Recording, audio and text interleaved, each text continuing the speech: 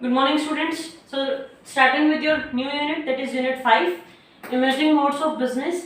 अब तक आपने सिर्फ ट्रेडिशनल चीज़ें पढ़ी हैं. अब आपके पास हम स्टार्ट करें आपके ई कॉमर्स से. वैसे तो आप सभी बहुत ही अच्छे से रूबरू हैं क्योंकि आप लोग बहुत ही अच्छे से ऑनलाइन शॉपिंग करना जानते हैं, चाहे वो अमेजन है, फ्लिपकार्ट है और बहुत सारी साइट्स हैं आप जैसे उनसे डील कर रही हैं. बट किस तरीके से इंटरनेट ने एक बिजनेस वर्ल्ड में चीज़ें चेंज की हुई है वो सारा हमें इस टॉपिक में स्टडी करना है. As the name itself specifies, emerging modes of business, उभरता हुआ आपके पास किस तरीके के मोड्स हैं बिजनेस के, वो सारा आपको इस यूनिट में स्टडी करना है. कुछ चीज़ें जो आपकी इस यूनिट से डिलीट हुई हैं मैं उसका एक बेसिक इंट्रोडक्शन आपको ज़रूर दूंगी ताकि आप उन चीज़ों से सभी से रिलेट कर पाएँ. बट अभी के लिए अगर हम इनिशियल मीनिंग की बात करें तो इनिशियल टॉपिक्स क्या हैं वो मैं स्टार्ट कर लेती हूँ. देखिए, इमर्जिंग मोड्स ऑफ बिजनेस में सबसे पहले आपके पास बात हो रही है आपकी ई बिजनेस की. आपको अगर मैं इसको ई को हटा दूं तो बिजनेस तो आपने बहुत ही अच्छे से स्टडी करा है कि आपकी एक इकोनॉमिक एक्टिविटी है जो रेगुलर बेसिस पे होनी चाहिए, exchange of goods and services है, कस्टमर सेटिस्फेक्शन का आपको ध्यान रखना है. अब जब बात करते हैं ई बिजनेस की, तो ई बिजनेस में आपके पास क्या है कि आप जितनी भी इंडस्ट्रियल एंड कमर्शियल एक्टिविटीज है वो आप कर रहे हैं through the medium of internet, क्योंकि यहाँ पे आपके पास सभी चीजें आपके इंटरनेट के ऊपर बेस्ड हैं, इलेक्ट्रॉनिकली आप चीजें कवर कर रही हैं, तो वो सारे आपके पास यहाँ पे आएगा आपके ई बिजनेस में. और अगर हम ई कॉमर्स की बात करें तो आपके पास वहाँ पे जितनी भी कमर्शियल एक्टिविटीज हैं वो आप इंटरनेट के मीडियम से कर रहे हैं. तो आपके पास ये तो आपने यूनिट 1 में भी पढ़ा था कि बिजनेस और कॉमर्स की अगर हम बात करें, यानी कि ई बिजनेस वर्सेस ई कॉमर्स को अगर हम देख के चलें तो किसका स्कोप वाइडर होगा? ऑब्वियस सी बात है बिजनेस का, क्योंकि आपके पास बिजनेस में ही इंडस्ट्री प्लस कॉमर्स आ जाता है. तो जब हम ई कॉमर्स वर्सेस ई बिजनेस करते हैं तो ई बिजनेस का स्कोप वाइडर है क्योंकि all the commercial activities in business commercial and industrial activities are included in the e-business and e-commerce is a part of e-business. तो बेसिकली आपको मीनिंग तो clear है कि सारी चीजें अब आप इंटरनेट के मीडियम से कर रही हैं. स्कोप ऑफ ई बिजनेस की जब हम बात करते हैं और स्टूडेंट्स यहाँ पे ही मैक्सिमम गलतियां करते हैं, तो हमें इस टॉपिक को बहुत ही अच्छे से समझना है. जब आप बात कर रहे हैं स्कोप ऑफ ई बिजनेस की तो वो किस तरीके से है, देखिए कि क्या क्या क्राइटेरिया है जो आपके पास आपके ई बिजनेस में इन्वॉल्व होगा. सबसे पहले आता है आपका B2B. देखिए, इंटरनेट का जो एक व्यू पॉइंट है, आपकी कितनी पार्टीज इन्वॉल्व हैं उनके बिहाफ पे आपके पास आपका स्कोप ऑफ ई बिजनेस बन रहा है. जब आप बात करते हैं आपके B2B की, यानी कि आपके पास बिजनेस टू बिजनेस, यहाँ पे आपके पास B2B में काउंट होगा आपका बिजनेस टू बिजनेस, आपका ई कॉमर्स. किस तरीके से आपके पास हम इंटरनेट को यूज कर रहे हैं आपके वेरियस बिजनेस पार्टीज को कंसिडर करने के लिए. ये मान लीजिए मैं एक फर्म हूं जो रॉ मटेरियल सप्लाई करती है और एक सेकंड बिजनेस है जिसको मुझसे रॉ मटेरियल चाहिए.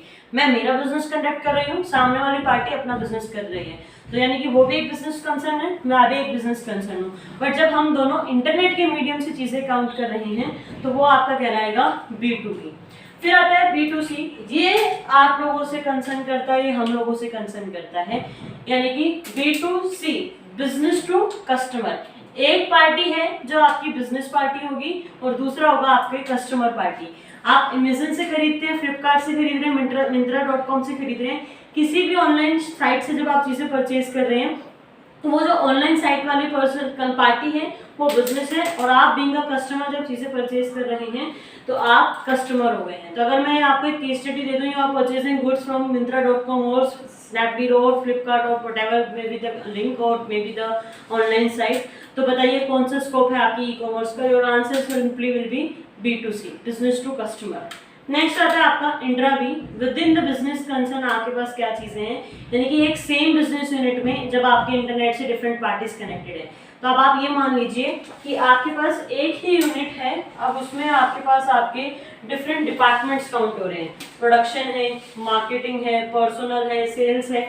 तो जब आपके पास दो डिफरेंट डिपार्टमेंट्स एक ही बिजनेस यूनिट के, यहाँ पे बिजनेस यूनिट जो है वो आपके सेम रहेगी और उसके डिफरेंट डिपार्टमेंट्स जब आपस में कंसिडर करें चीजें तो वो आपका इंट्रा भी कहलाएगा. Not it is not inter, it's intra. Intra का मतलब है कि सेम बिजनेस यूनिट में आपने चीजें कंसिडर करके चली हैं. तो इंट्रा बी में आपके पास क्या रहेगा, जब आपके पास सेम बिजनेस यूनिट की चीजें हो रही होंगी तो वो आपके पास आपका कहलाएगा इंट्रा बी. जैसे ये मान लीजिए कि मैं प्रोडक्शन डिपार्टमेंट में हूँ और मार्केटिंग वाला है या फाइनेंस वाला है, वो कंसिडर कर रहा है आपके प्रोडक्शन डिपार्टमेंट को कि कितना क्या आपको फाइनेंस रिक्वायरमेंट है नेक्स्ट परचेजिंग के या नेक्स्ट प्रोडक्शन प्रोसेस के लिए। तो उस केस में एक ही बिजनेस यूनिट के डिफरेंट डिपार्टमेंट्स इंटरनेट के मीडियम से जब कनेक्टेड हो गए हैं तो वो आपका कहलाता है इंट्रा बी, यानी कि इंट्रा बिजनेस कॉमर्स। उसके बाद आपके पास C2C कॉमर्स की बात करें हम, अब C2C में आपके C2C बिजनेस में क्या आएगा देखिए, जब आप C2C की बात करेंगे तो कस्टमर टू कस्टमर, OLX.com का नाम आपने सभी ने सुना है। सेकंड हैंड माल आपका सेल परचेज होता है और डिफरेंट पार्टीज जो है वो आपके कस्टमर से होते हैं। जब डिफरेंट पार्टीज कस्टमर्स बन जाए तो वो आपका कहलाएगा C2C। तो आपके पास किस तरीके का स्कोप है आपका, ये था उसमें आपका B2B, B2C, इंटरव्यू और C2C, ये टॉपिक्स आपके पास रहेंगे। अब देखिए इंटरनेट ने सभी की चीज़ों को चेंज कर दिया है। फर्स्ट यूनिट में आपने नॉर्मली बिजनेस पढ़ा है, सेकेंड यूनिट में आपने फॉर्म्स ऑफ डिफरेंट ऑर्गेनाइजेशंस पढ़े हैं आपके पास। उसके बाद आपके पास आता है आपका थर्ड यूनिट में आपने पब्लिक प्राइवेट सेक्टर पढ़ा, फोर्थ यूनिट में बिजनेस सर्विसेज के टॉपिक से आप रिलेट करें। तो अब आपके पास दो चीज़ें यहाँ पे आ जाती हैं कि जब आप इंटरनेट के माध्यम से चीज़ें कर रहे हैं तो आपके पास गुड्स की डिलीवरी और पेमेंट आप कैसे करेंगे। अब आपके पास गुड्स की डिलीवरी और जब हम पेमेंट की बात करें तो वो किस तरीके से कंक्लूड की जाएगी, ये देखिए। अब डिलीवरी में भी दो चीज़ें आती हैं, एक जो ऑनलाइन आपके पास डिलीवर की जा सकती हैं और दूसरी जो ऑनलाइन डिलीवर नहीं की जा सकती हैं। तो जो ऑनलाइन डिलीवर की जा सकती है, जैसे आपके सॉफ्टवेयर्स हैं, फाइल्स हैं ऑनलाइन जो आप ट्रांसफर कर सकते हैं, that can be feasible. But जब अगर मैं बात करूँ आपके पास आपके AC की, फ्रिज की, तो उसके लिए जो सारा प्रोसीजर है वो आप ऑनलाइन कर सकते हैं, बट उसकी जो डिलीवरी होगी वो फिजिकल डिलीवरी होगी और वो आपके पास फिर आपके डोर स्टेप पे आएगी। पेमेंट के मामले में अगर हम बात करें तो फोर्थ यूनिट में आपने मेरे साथ EFT पढ़ा है, इलेक्ट्रॉनिकली फंड ट्रांसफर। तो जब आप पेमेंट की बात करेंगे तो उस केस में विद मीडियम ऑफ EFT आपके पास इलेक्ट्रॉनिकली फंड ट्रांसफर आप पेमेंट कर सकते हैं। तो आपको ये चीज़ें ध्यान रखनी होंगी यहाँ पे कि डिलीवरी किस तरीके की है और फिर आपको पेमेंट करनी है। तो आज के लिए हम यहाँ तक रखते हैं, नेक्स्ट टॉपिक मिलते हैं next video. Till then stay safe, stay home, take care.